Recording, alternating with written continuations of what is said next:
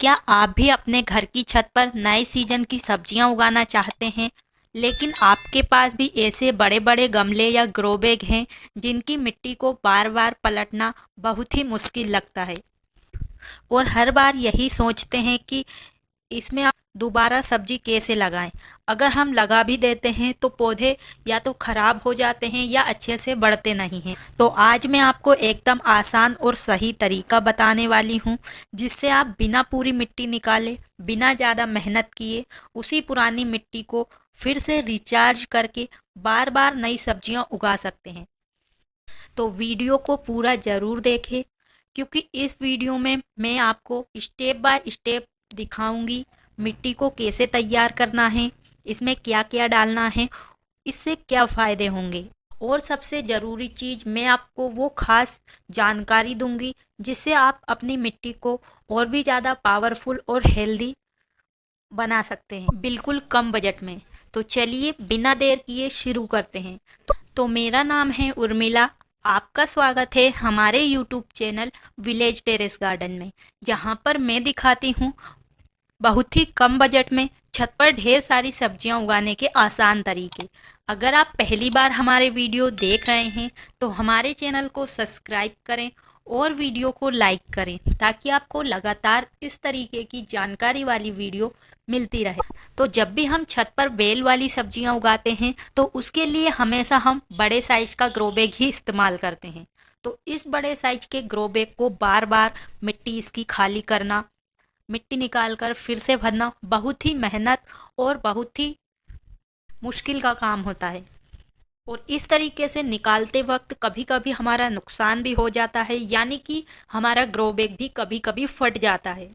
तो देखिए, ये है हमारा बड़ा सा ग्रो बैग जिसमें मैंने लौकी के पौधे लगाए थे।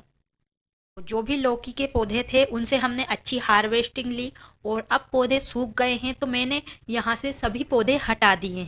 तो अब हम इसी ग्रो बैग को फिर से तैयार करेंगे नई सब्जियां लगाने के लिए। तो अगर आप डायरेक्ट इसमें पौधे लगाएंगे तो आपके पौधे अच्छे से नहीं बढ़ेंगे और वो खराब हो जाएंगे। तो अगर आप इस तरीके से बिना मिट्टी खाली किए ग्रो बैग में पौधे लगाना चाहते हैं तो सबसे पहले ये ध्यान रखना जरूरी है कि आपने जो पिछली सब्जी इसमें लगाई थी उस पौधे पर कोई भी बड़ी बीमारी या कीड़े तो नहीं लगे थे। ये चेक करना है कि पौधे की जड़ तो खराब नहीं हुई थी। अगर आपका पौधा मिट्टी की वजह से खराब हुआ था तो फिर आपको इस मिट्टी का यूज नहीं करना है, इसको पूरा ही खाली करना होगा। अगर आपका पौधा ठीक था, सही से उसमें सब्जी भी लगी है, तो आप इसी मिट्टी का इस्तेमाल फिर से कर सकते हैं।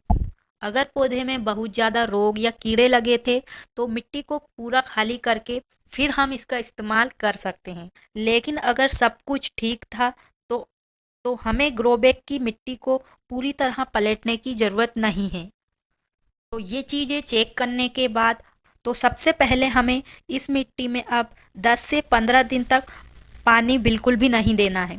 तो ऐसा करने से मिट्टी हल्की हो जाती है और इसके अंदर अगर छोटे मोटे कीड़े होंगे या चींटियां होंगी तो वो भी खत्म हो जाएंगे। और अब हमें मिट्टी की गुड़ाई करना है। जो भी पुराने पौधे की जड़ें हैं उन्हें बाहर निकाल देना है, यानी कि जितने अंदर तक आप गुड़ाई कर सकते हैं। जो भी वेस्ट इसमें से निकल रहा है, सूखे हुए पत्ते, टहनियाँ, उन सबको आपको अलग कर देना है। तो जो भी हम बेल वाली सब्जियां लगाते हैं उनकी जड़ें अंदर गहराई तक चली जाती है, जिससे कि जो मिट्टी होती है वो एक तरह से बंध जाती है। फिर अगर हम डायरेक्ट इसमें ऐसे ही पौधे लगा देते हैं तो नए पौधों की जड़ें अच्छे से मिट्टी के अंदर फैल नहीं पाती है, जिससे पौधा अच्छा बढ़ता नहीं है और छोटा होकर ही खराब होने लगता है। और आप चाहें तो जितना हो सके उतनी ऊपर की मिट्टी निकालकर अलग रख सकते हैं और उसमें नई खाद वाली मिट्टी मिलाकर वापस डाल सकते हैं। तो देखिए, इस तरीके से मैंने इसमें से मिट्टी की गुड़ाई करके इसे अच्छे से पूरी मिट्टी को मिक्स कर लिया है। और जब हम पानी नहीं डालते हैं तो मिट्टी थोड़ी जम जाती है, तो उसे भी हमें कुछ इस प्रकार से बारीक कर लेना है। और आप जितना हो सके उतनी मिट्टी निकाल सकते हैं और फिर उस मिट्टी में और ज़्यादा अच्छा खाद मिलाकर फिर से इसमें भर सकते हैं। अगर आपके पास नई मिट्टी है तो आप उसका भी इस्तेमाल कर सकते हैं। तो अब हमने जो मिट्टी निकाली है उसे अच्छे से तैयार करना है। अगर आप मिट्टी नहीं निकाल रहे हैं, जो भी मैं चीज़ आपको बता रही हूँ वो सब आप इसी डायरेक्ट ग्रो बैग में डाल सकते हैं। जब हम एक मिट्टी में पौधे लगा देते हैं अच्छी खाद वगैरह मिलाकर, फिर उसमें जो पौधा लगाते हैं तो वो पौधा उन सभी खादों को ले लेता है, जिससे हम अगर फिर से उसी मिट्टी में पौधे लगा देते हैं बिना खाद मिलाए तो पौधा ज़्यादा अच्छा नहीं बढ़ पाता है। इसलिए हमें हर सीजन में मिट्टी में थोड़ा थोड़ा खाद हमेशा मिलाते रहना चाहिए। तो मैं जब भी मिट्टी तैयार करती हूँ तो 10% खाद मिलाती हूँ, क्योंकि जो हमारा ये ग्रो बैग है, ये ग्रो बैग मैंने 50% वेस्ट मटेरियल से भरा है। तो अब मैंने इस ग्रो बैग से एक सीजन की सब्जी ले ली है, यानी कि जो भी वेस्ट मटेरियल इसके अंदर मैंने भरा था उसका पूरी तरीके से खाद बन चुका होगा। तो अब वो खाद भी हम जो नए पौधे लगाएंगे उन्हें भी मिलता रहेगा, इसलिए मैं हमेशा कम मात्रा में मिलाती हूँ। अगर आप किचन वेस्ट का खाद नहीं बनाते पौधे उगाने के साथ तो आप लगभग 30-40% खाद मिला सकते हैं। तो आप चाहें तो गोबर की खाद, वर्मी कंपोस्ट, किचन वेस्ट से बनी खाद, जो भी आपके पास हो उन सभी को मिला सकते हैं। साथ में अब हम इसमें मिलाएंगे हल्दी पाउडर। तो हल्दी पाउडर भी एक खाद का ही काम हमारी मिट्टी के अंदर करेगा, इससे चींटियां हमारी मिट्टी में नहीं लगेगी। साथ में हम मिलाएंगे राख। तो राख आपको फ्री में घर पर ही मिल जाएगी, तो राख से भी कीड़े हमारी मिट्टी के अंदर नहीं लगते हैं। और हम मिला सकते हैं मिट्टी के अंदर नीम के हरे वाले सूखे हुए पत्ते। अगर आप नीम खली मिलाना चाहते हैं तो आप उसे भी मिक्स कर सकते हैं। और हम मिट्टी के अंदर कैल्शियम के लिए मिलाएंगे चूना। तो चूना भी हमारी मिट्टी के लिए बहुत ही अच्छा होता है। इतने बड़े ग्रो बैग के लिए आप 1 चम्मच चूना मिक्स कर सकते हैं। और हम इस मिट्टी के अंदर मिलाएंगे चाय पत्ती। जो चाय बनने के बाद बचती है उस चाय पत्ती को आपको धोकर अच्छे से सुखाने के बाद मिट्टी में मिलाकर एक खाद के रूप में इस्तेमाल कर सकते हैं। तो इन सभी चीज़ों को अच्छे से मिक्स करके या तो आप मिट्टी में मिक्स कर सकते हैं या आप चाहें तो डायरेक्ट ग्रो बैग में भी डाल सकते हैं, या जो आप खाद ले रहे हैं उसमें भी मिक्स करके पूरे ग्रो बैग में अच्छे से फैला सकते हैं। तो ग्रो बैग की मिट्टी सूखी रहेगी तो ये खाद पूरी तरह अच्छे से मिक्स हो जाएगा, और जितने अंदर तक आप इसको मिक्स कर सकते हैं उतना आप इसे कर दीजिए, बहुत ही अच्छा होगा। और इस तरीके से इन सभी चीज़ों को डालने के बाद आपको मिट्टी को अच्छे से बराबर कर देना है।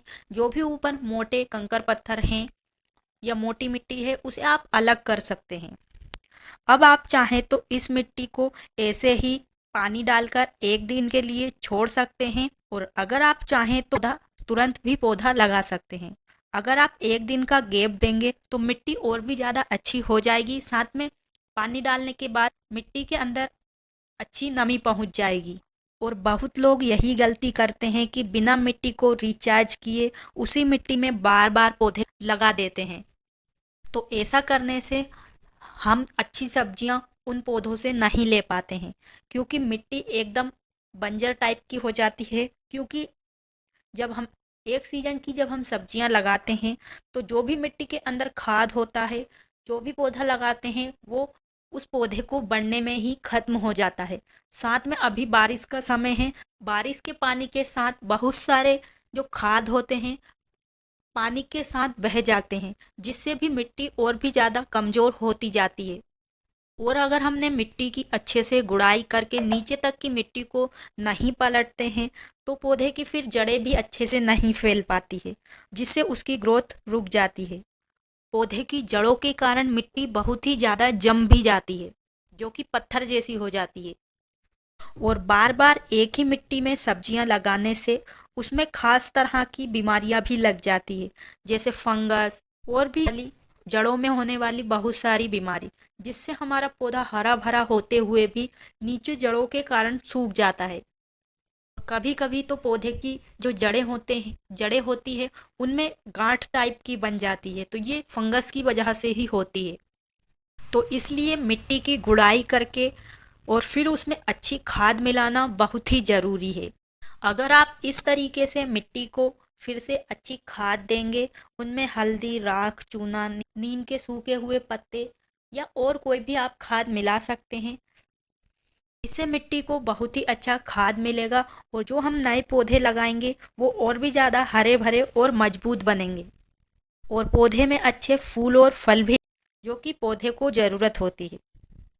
और बीमारी भी कम लगेगी क्योंकि नीम और हल्दी मिट्टी को अच्छा बनाने में मदद करेंगे और आप कम मेहनत के ज़्यादा अच्छा रिजल्ट भी ले सकते हैं। तो आप भी इस तरीके से अपने बड़े गमले की मिट्टी को बिना पूरा खाली किए फिर से इसे नए पौधे लगाने के लिए तैयार कर सकते हैं।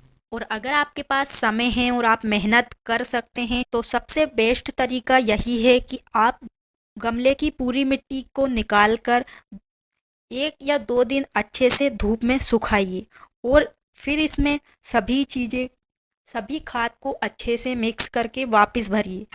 इससे रिजल्ट और भी शानदार मिलेगा क्योंकि मिट्टी के अंदर जो भी फंगस, कीड़े होंगे वो खत्म हो जाएंगे। साथ में अगर आप मेरी तरह किचन वेस्ट, गार्डन वेस्ट या वेस्ट मटेरियल से खाद बनाते हैं तो वो खाद भी आपकी पूरी मिट्टी के अंदर अच्छे से मिक्स हो जाएगा। या आप दूसरी मिट्टी में उसे मिलाना चाहते हैं तो आप दूसरी मिट्टी में भी मिला सकेंगे। लेकिन अगर आप इतनी मेहनत नहीं करना चाहते तो आज मैंने जो तरीका बताया है वो आपके लिए बहुत ही आसान और फ़ायदेमंद रहेगा। तो आप इस तरीके से भी लगा सकते हैं, लेकिन कोशिश करें आप ज़रूर पलटें क्योंकि मैंने अभी बरसात के लिए सब्जी लगाई थी तो पूरी मिट्टी को मैंने अच्छे से सुखाकर फिर इसमें भरा था। तो अभी मुझे लग रहा है कि ये मिट्टी अच्छी है, इसमें कोई भी कीड़े नहीं लगे हैं, तो फिर से मैं इसका इस्तेमाल कर रही हूँ। तो मैं अब जो भी ये ग्रो बैग है इन्हें सर्दियों की सब्जी लगाने के लिए तैयार कर रही हूँ।